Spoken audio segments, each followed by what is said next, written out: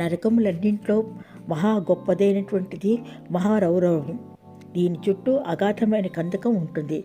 ఒకసారి ఆ నరకములోకి త్రోసివేయబడిన తర్వాత కందకం అంచు వరకు వచ్చి ఆగిపోవాల్సిందే తప్ప బయటపడటానికి అవకాశం ఉండదు. దీని విస్తీర్ణం 5,000 యోజనాలు.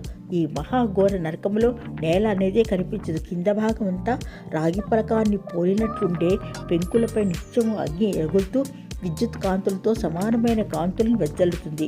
ఆ కాంతి తీక్షణతను చూడలేము.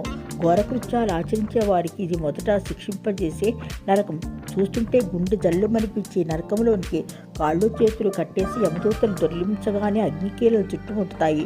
ఆ బాధ చాలదన్నట్టు పైనుంచి ఇనుప ముక్కల పక్షులు ఆయుధాల కంటే పదునైన కోరలు గల తేళ్లు మొసళ్ళు పాపిని పొడుస్తాయి. శిక్షాకాలం పూర్తయ్యే వరకు అగ్నిలో కాలుతూ జంతువులు పక్షుల చేత చీల్చబడుతూ వారికి